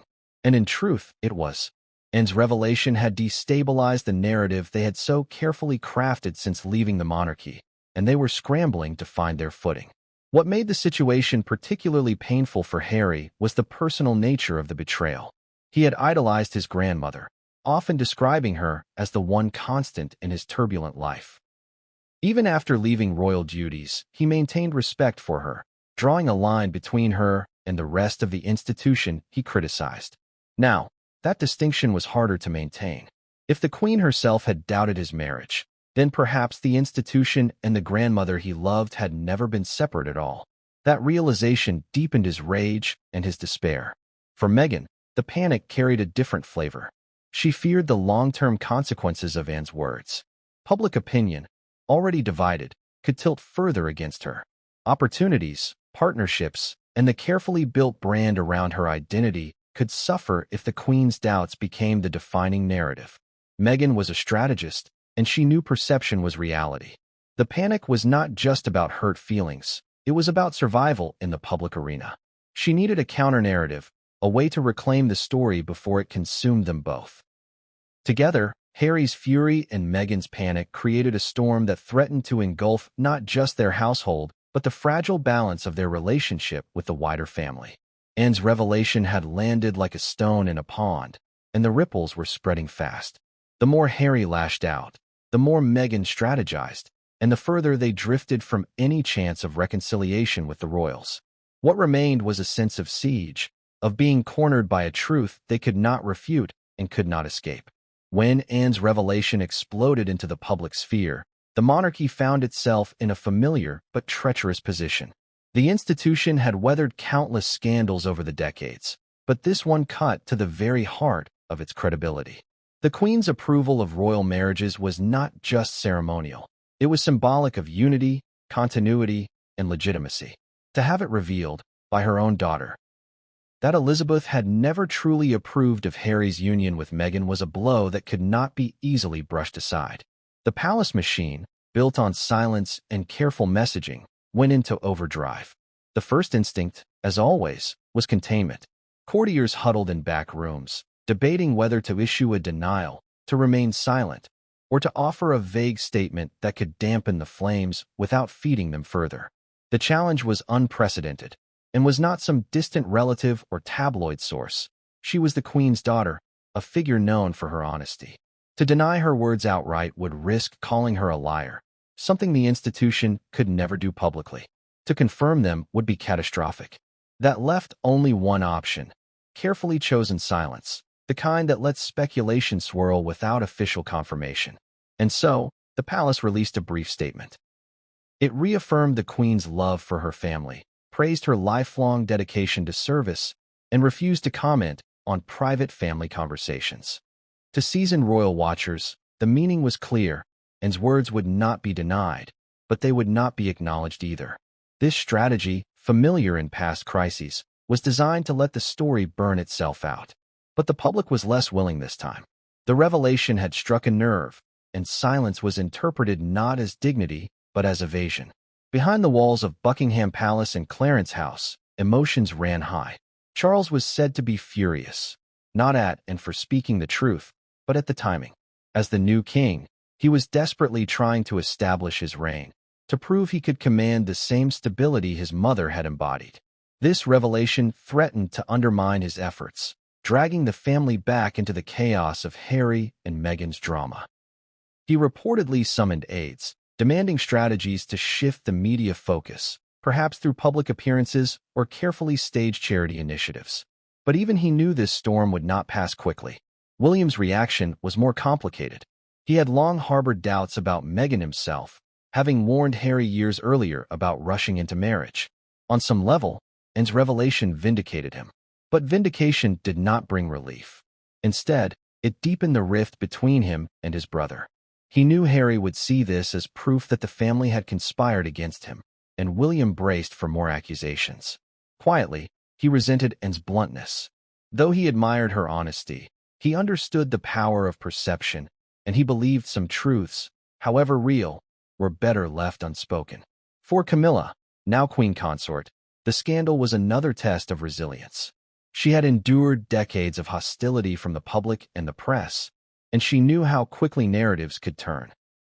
To her, Anne's revelation was not shocking. It was expected, but she also knew it gave critics of the monarchy more ammunition.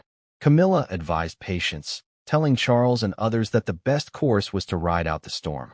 Yet even she recognized the strain it placed on their already fragile relationship with Harry. The wider family was split. Some privately supported Anne's decision, agreeing that the truth should not be buried, that the Queen's private reservations were important for history. Others saw it as reckless, an unnecessary spark in a family already fractured. But no matter where they stood, they all knew the story could not be undone. The world now believed the Queen had harbored doubts, and nothing the palace said, or refused to say, would change that. Harry's awareness of this behind-the-scenes activity heightened his sense of paranoia. He had grown accustomed to public scrutiny, but the idea that whispers, subtle insinuations, and quiet comments could be used as weapons against him and Meghan in private shook him deeply. Every conversation, every meeting with palace staff, now carried the weight of potential hidden agendas. He began scrutinizing expressions, tonal inflections, and phrasing for signs of manipulation or allegiance. In essence, Harry felt as though the very walls of the institution had become a living, breathing entity, capable of influencing, controlling, and containing narratives without direct confrontation. The Royal Whisper campaign operated with precision. Courtiers, well-trained in discretion, began to feed selective insights to trusted aides and media outlets, creating a controlled drip of information designed to shape public perception. The goal was not to slander Harry or Meghan outright, but rather to frame the narrative in a way that maintained the monarchy's image while subtly highlighting perceived missteps or contradictions in Harry's public persona. The effect was almost imperceptible at first, an offhand comment here, a carefully worded article there, but cumulatively, it began to influence opinions, perceptions, and expectations across social circles and media platforms. Harry's initial response was a mixture of disbelief and anger. He had long recognized that the royal institution operated according to its own set of rules, often opaque and inscrutable to outsiders. However, the deliberate orchestration of information, intended to subtly undermine his credibility and influence without direct confrontation, struck him as a betrayal of both trust and transparency. The realization that personal relationships within the palace could be manipulated so effectively created a sense of vulnerability he had rarely experienced, leaving him emotionally exposed in ways that words alone could not capture. Meghan, observing Harry's growing tension, sought to provide both emotional support and strategic counsel. She understood the mechanisms at work and recognized that the Whisper campaign was not merely a personal affront, but a calculated attempt to manage the broader narrative surrounding the royal family. Their private conversations, once focused on daily life and shared experiences, now revolved around anticipating the implications of each subtle communication, deciphering motives, and deciding how best to respond without exacerbating the situation. The intensity of these discussions underscored the intersection of personal and public life, highlighting the challenges of navigating loyalty, love, and duty within a high-stakes environment. The campaign's ripple effects extended beyond Harry and Meghan. Friends, associates, and even distant relatives within the royal network began receiving carefully curated messages designed to shape their perceptions. What appeared as casual updates or private observations were often imbued with intentional framing, designed to cast doubt, raise questions, or reinforce particular viewpoints. The subtlety of this strategy was its strength. It allowed influence to be exerted without overt confrontation, preserving deniability while subtly aligning the perceptions of multiple stakeholders with the monarchy's preferred narrative. Within this environment, Harry began to recognize patterns of influence. He noted how certain media outlets consistently highlighted minor incidents in ways that framed him as reactive or impulsive, while Meghan's initiatives were occasionally portrayed as overstepping or challenging traditional protocols. These narratives, while seemingly isolated, reflected a broader orchestration of perception, a whisper campaign that leveraged small details to reinforce a carefully constructed storyline. For Harry, understanding the scope and intent of this campaign became a central preoccupation, influencing both his public appearances and private interactions. In response, Harry began developing strategies to counteract the whisper campaign. He relied on trusted advisors and legal counsel to assess potential vulnerabilities, while also creating channels of direct communication to clarify facts and provide context. Simultaneously, he focused on reinforcing personal resilience, recognizing that emotional fortitude was essential for navigating an environment where perception often mattered more than reality. This dual approach, strategic engagement paired with emotional preparation, became a cornerstone of his efforts to navigate the complex landscape that Anne's revelation had inadvertently exposed. The whisper campaign also had a psychological dimension that extended beyond mere reputation management. Harry found himself second-guessing interactions, reconsidering motives, and questioning the reliability of information that had previously been taken at face value. This mental vigilance, while protective, carried the risk of emotional fatigue, highlighting the toll that institutional strategies could exert on individual well-being. In private moments, Harry grappled with frustration and exhaustion, recognizing that while he could anticipate certain moves, the subtlety and breadth of the campaign made total comprehension impossible. Despite the challenges, Harry demonstrated resilience. He began to identify allies who were not influenced by the whispers and who could provide honest perspectives and support. By cultivating a network of trusted confidants, he created pockets of clarity within the larger fog of manipulation. These relationships became crucial for emotional stability, providing a counterbalance to the calculated narratives shaping public and private perceptions alike. As weeks turned into months, the effects of the royal whisper campaign became more evident. Public commentary began reflecting subtle shifts in perception, while internal dynamics within the palace were marked by an increased caution and guardedness among staff and relatives. Harry, having endured the initial shock of Anne's revelation, now faced the ongoing challenge of managing both his family's emotional well-being and the broader narrative environment. Each interaction, each public statement, each private conversation required careful consideration, illustrating the profound influence of subtle strategic communications in shaping both perception and reality. The tension had been building for weeks. After Princess Anne's revelation about the Queen's hidden disapproval, Prince Harry felt the walls of the royal world closing in. What had once been a carefully controlled environment, where protocol and public perception dictated every move, now seemed fraught with invisible traps and shifting alliances. Every glance, every remark, and every interaction carried potential meaning. Every word could be twisted, every action interpreted, and every gesture analyzed. It all came to a head one evening in a private sitting room within the palace, far removed from cameras and prying eyes. Harry had requested a meeting with a few key members of the inner circle, trusted advisors who had weathered the turbulence of royal life alongside him. He needed answers, clarity, and, most importantly, a path forward. What he found, however, went beyond anything he had anticipated. The room was quiet, almost oppressively so. Only the muted ticking of an ornate grandfather clock punctuated the heavy atmosphere. Harry's usual composure was strained.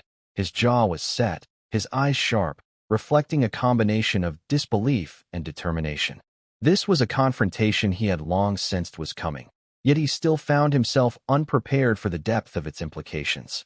Princess Anne entered shortly after, her posture as composed and deliberate as ever. There was no preamble, no casual greetings. The weight of what she had revealed weeks earlier hung in the air between them, an invisible force shaping the dialogue before a single word was spoken. Harry's heart pounded, not with fear, but with a mixture of anticipation and the frustration of suppressed emotions finally finding an outlet. Anne's voice was calm, measured, and unwavering. She did not flinch under the weight of Harry's gaze or the tension that hung like a thick fog. "Harry," she began, "I realize the news I shared has caused you considerable distress. But there are truths that must be acknowledged if we are to move forward with clarity." Harry, unable to contain himself, leaned forward. "Truths? And these truths, this revelation, how could it have been kept from me for so long? How could the Queen allow me to walk down the aisle under false pretenses, knowing she never truly consented?" His voice trembled with emotion, a mix of anger, hurt, and disbelief. "I've devoted my life to the family, to the monarchy, and to the public. And all along, the foundation of my marriage was conditional, orchestrated, and hidden from me." Anne's expression softened slightly, though her demeanor remained firm. "It was never meant as a deception against you personally, Harry. The decisions made were under immense pressure to maintain the monarchy's image, to preserve traditions, and to protect the institution from scandal. Your mother would have understood the complexities, and the Queen acted as she believed necessary at the time. That does not diminish your feelings or your experience, but it contextualizes the environment in which the marriage was allowed to proceed." Harry's fists clenched involuntarily. He had long known that royal life was governed by expectations and duty, but the revelation that his own union had been allowed under such calculated terms ignited a storm of emotions. "Contextualize," he spat, his voice thick with emotion. "And you're telling me that my marriage, the foundation of my life with Meghan, was subject to some strategic decision? That our happiness, our choices, were secondary to optics?" And paused, as if weighing each word carefully. "It was never a question of your worth or the legitimacy of your commitment. The Queen made a decision in the moment, balancing personal sentiment against public duty. Sometimes, the lines between right and necessary blur, and those tasked with preserving the institution must navigate choices that no one else can fully comprehend." The room fell silent for a heartbeat, the weight of the conversation pressing down on all present. Harry's mind raced, processing the layers of revelation, motivation, and unspoken expectations that had defined the path of his marriage. The confrontation was no longer just about feelings of betrayal. It was about the intricate machinery of the monarchy, the compromises demanded by duty, and the hidden calculus that had governed his life. Finally, he exhaled sharply, his voice quieter but no less intense. "And I've always known this life would require sacrifices. But I never imagined those sacrifices would extend to the very foundation of my marriage. Meghan and I, our choices, our lives, they were made to serve an image, not to honor the truth of our commitment." Anne's gaze held his, steady and unwavering. "The monarchy is not a simple institution, Harry. It thrives on appearances, continuity, and tradition. It is not always about personal desires. That is the reality you inherited when you became part of this lineage. Your mother understood, as you do now, the complexities inherent in this role." Harry shook his head, the storm of emotions still raging within him.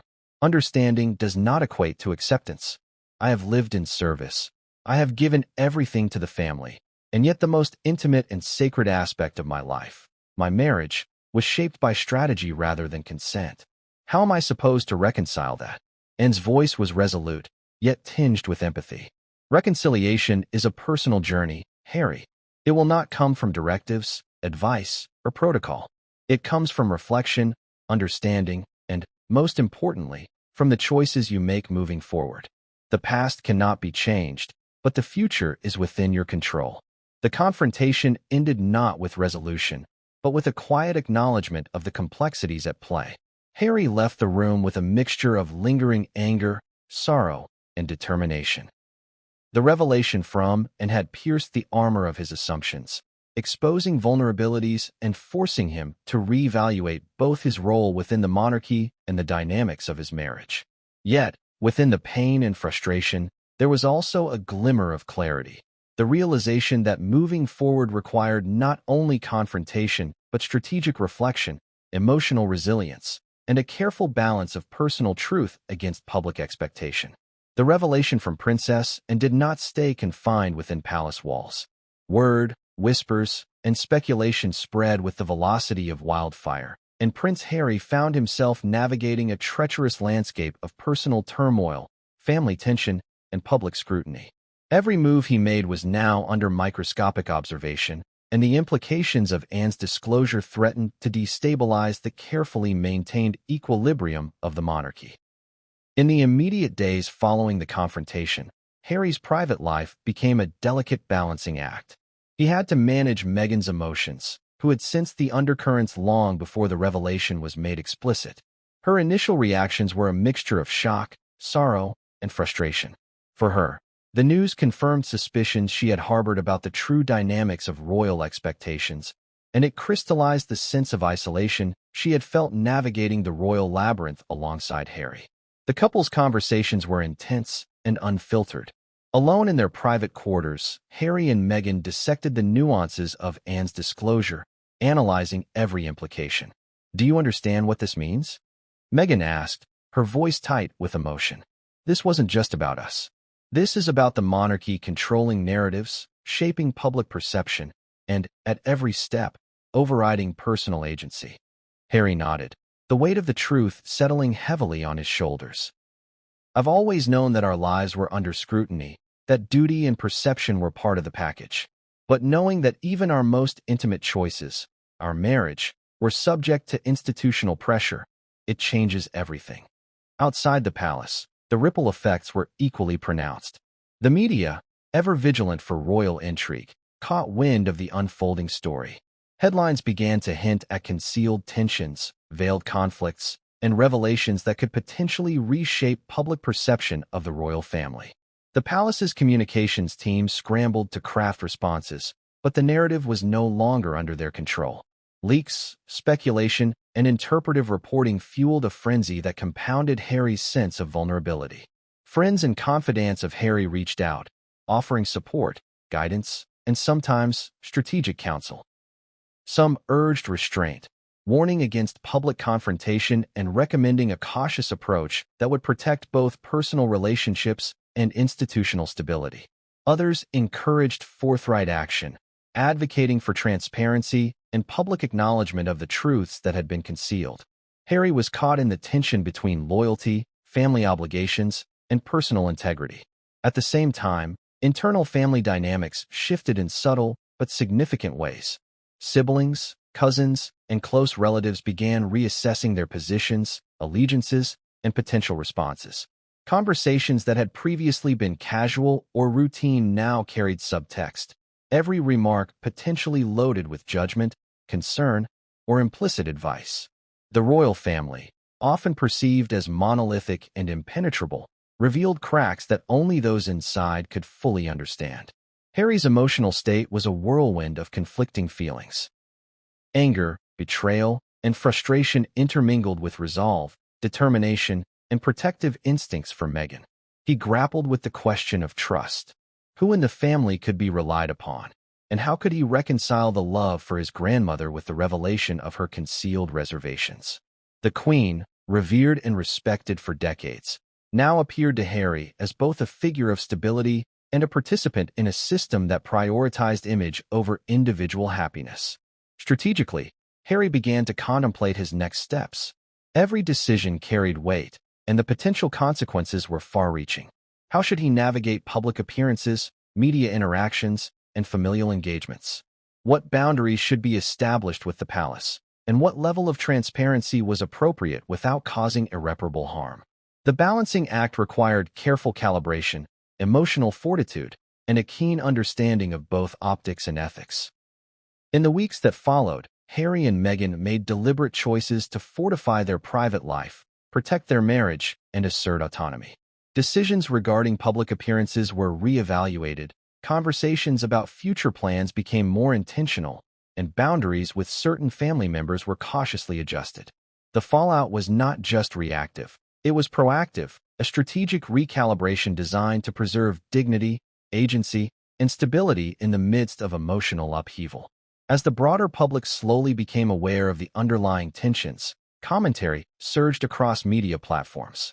Analysts dissected every statement, body language cue, and anecdotal detail, often speculating on the future of Harry and Meghan within the monarchy. Social media amplified these discussions, allowing supporters, critics, and casual observers alike to voice opinions, create narratives, and debate the implications. Harry's personal struggles had become a global spectacle, magnified by the intersection of celebrity, royal protocol, and public fascination. Yet amidst the turbulence, Harry found moments of clarity. Private conversations with Meghan, reflective periods of solitude, and counsel from trusted advisors allowed him to process emotions, assess priorities, and chart a path forward. These moments underscored a critical realization. While the past could not be changed, the future remained malleable, shaped by decisions rooted in authenticity, love, and strategic foresight. The fallout, then, was multifaceted. It encompassed emotional, familial, strategic, and public dimensions, each influencing the other. The revelation from and had not simply exposed a hidden truth. It had catalyzed a transformation in Harry's approach to life, relationships, and the monarchy. Every interaction, every decision, and every step forward now bore the imprint of understanding, reflection, and the hard-earned lessons of navigating a world where personal and institutional interests often collided. The reverberations of Princess Anne's disclosure sent shockwaves through the palace corridors.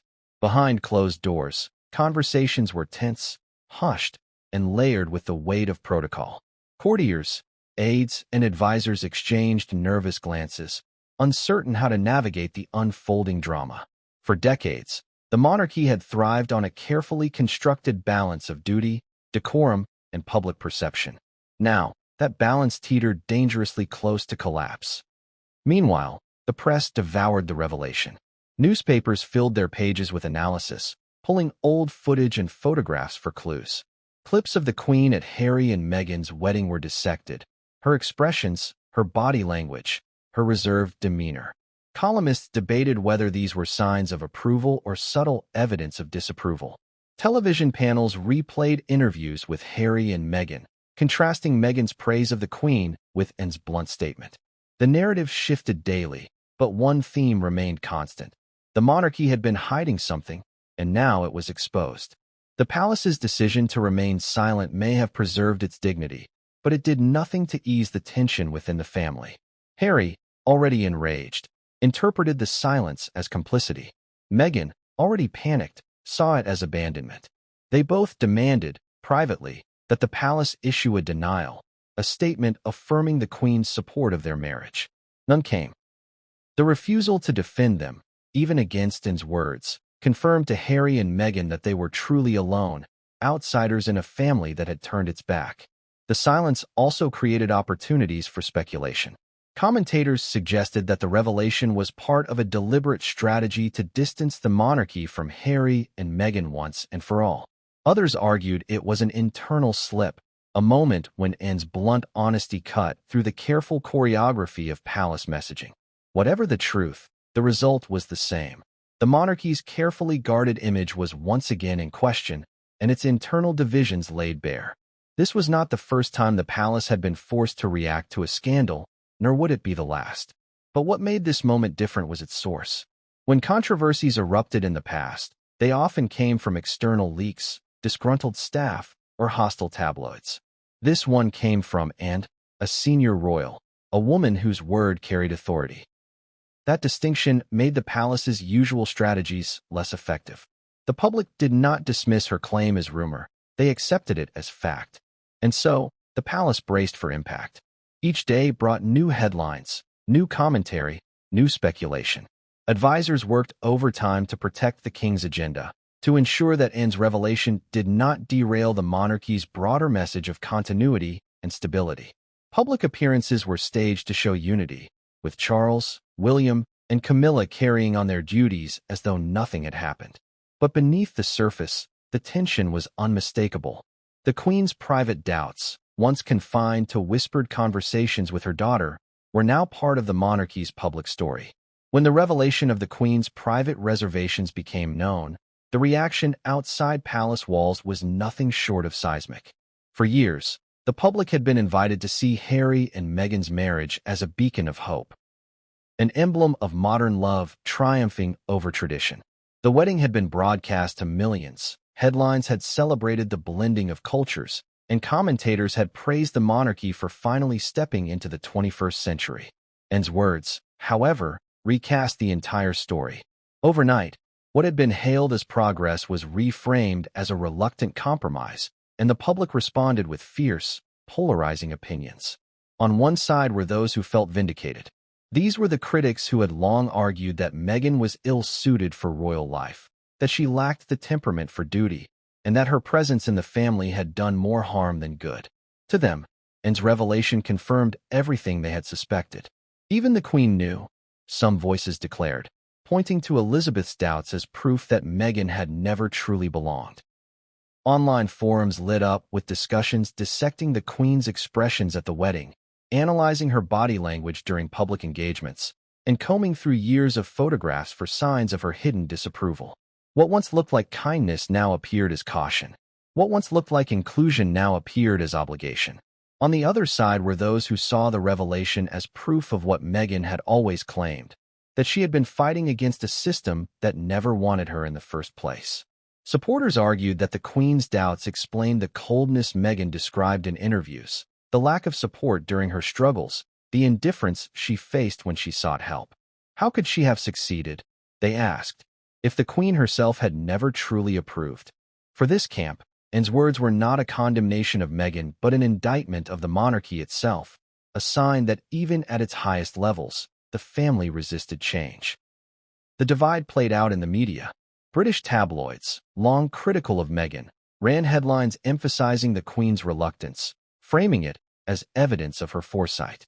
American outlets, by contrast, leaned toward Meghan's perspective, highlighting the hostility she faced and portraying her as a victim of a family unwilling to embrace diversity. Talk shows debated endlessly. Was Anne's revelation a moment of honesty the public deserved, or was it an unnecessary wound inflicted on an already fractured family?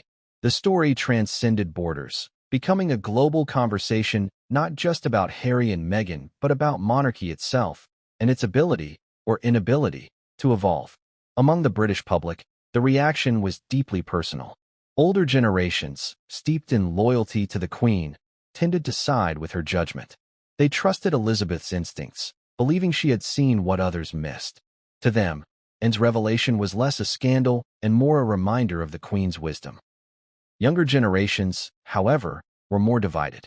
Some echoed the criticisms of Meghan, frustrated by the couple's frequent complaints and departures from tradition. Others, particularly those who resonated with Meghan's experiences of exclusion, viewed the revelation as proof of systemic resistance within the monarchy. Social media became the battlefield, hashtags and viral posts amplifying the divide with each passing day. This polarization did not remain confined to debates about Harry and Meghan. It spilled into broader conversations about the monarchy itself. Was the crown truly capable of adapting to a multicultural, global society? Could it survive if it was seen as resistant to outsiders? Anne's revelation forced people to confront uncomfortable questions. For every person who believed the Queen's doubts were justified, there was another who believed those doubts revealed the monarchy's irrelevance in a changing world. The institution, once carefully insulated from public opinion, found itself at the center of cultural debates about race, tradition, and progress. The divide also played out in unexpected ways. In communities that had once celebrated Meghan as a symbol of inclusion, there was disappointment and anger. They felt that her struggles had been invalidated by the family's private doubts, that she had been set up to fail from the start. For others, the revelation provided a sense of closure. They argued that Meghan's failure to integrate was not solely her fault, but the result of a family unwilling to truly embrace her. Both sides, however, agreed on one point. The monarchy was no longer the untouchable institution it had once been. What made the public's divide so dangerous for the monarchy was not just the controversy itself, but the way it fractured trust. For decades, the Queen had been seen as a symbol of unity, a figure who transcended politics and division. Now, Her private doubts became part of the story, and the illusion of impartiality was gone. She was no longer just the steadfast grandmother of the nation. She was a woman who had harbored reservations about her grandson's wife. For some, this made her more human. For others, it tarnished her image. Harry and Meghan's supporters seized on this shift, using it to argue that the couple's decision to step away from royal life had been justified. They never had a chance, became the rallying cry. Their critics, however, doubled down, insisting that the Queen's judgment had been correct all along, and that the couple's subsequent actions, interviews, documentaries, public criticisms, proved her instincts right.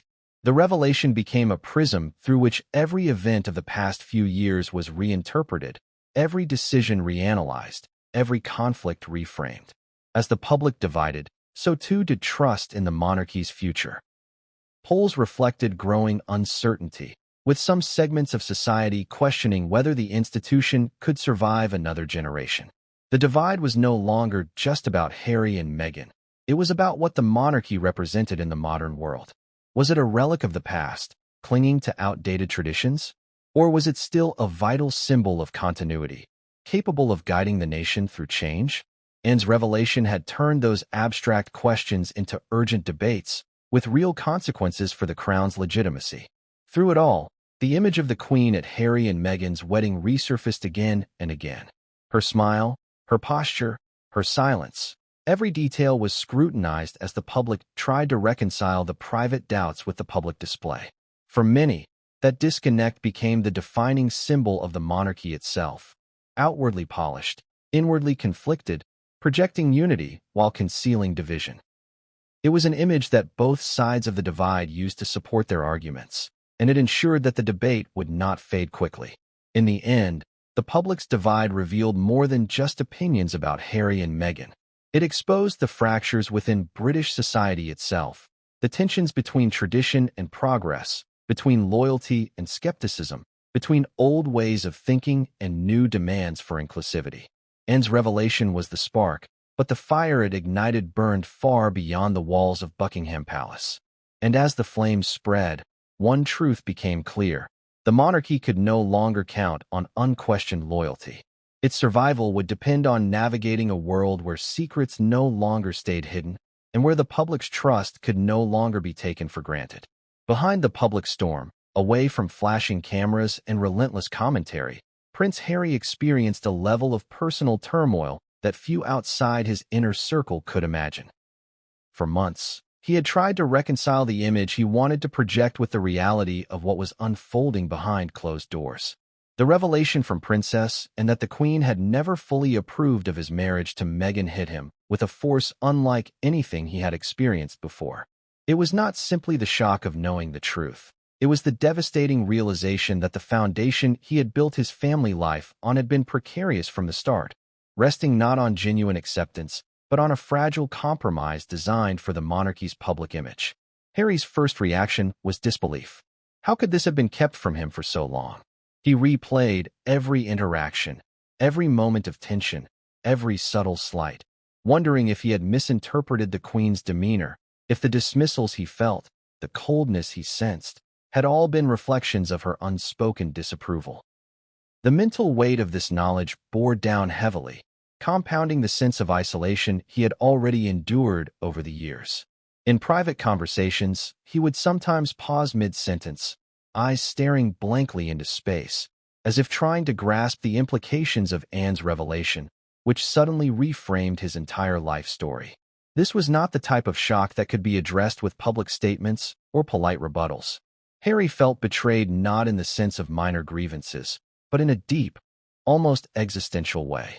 He had trusted the family, had committed his life and identity to this institution, and had acted under the assumption that the monarch, the ultimate arbiter of royal duty and familial guidance, had given her blessing. The news from and shattered that assumption, leaving him vulnerable and raw. For Harry, this was a confrontation not just with the monarchy, but with the very reality of trust and loyalty within his family. Anger followed quickly, coiling like a snake in his chest. It was not directed at Anne, whose disclosure, while shocking, was delivered without malice, but at the entire system that had permitted such secrecy to fester.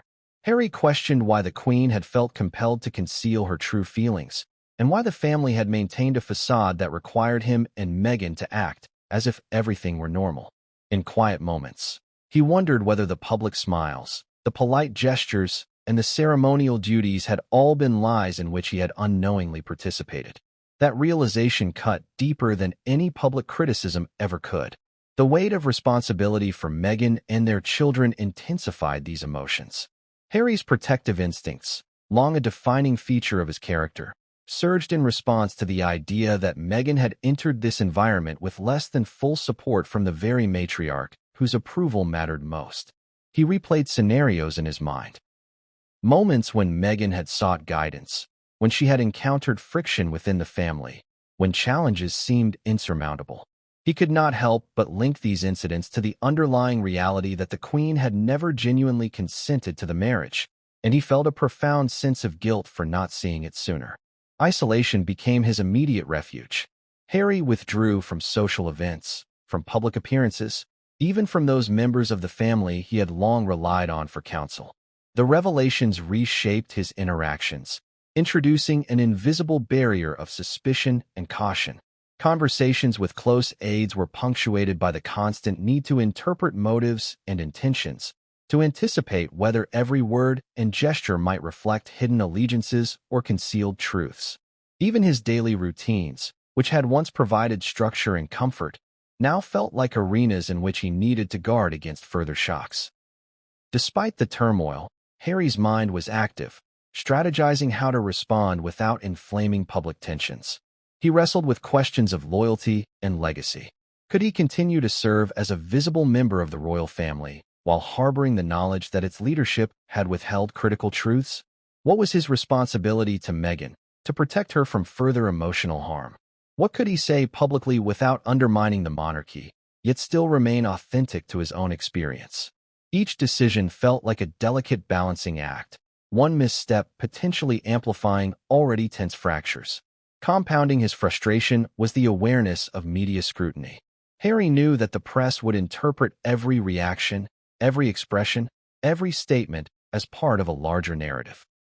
The knowledge that Anne's disclosure would ignite speculation, headlines, and endless debate added pressure, forcing him to consider not only personal feelings, but also the broader implications for public perception. He became acutely aware of the power of narrative, of how a single revelation could shift perceptions, redefine reputations, and influence public discourse.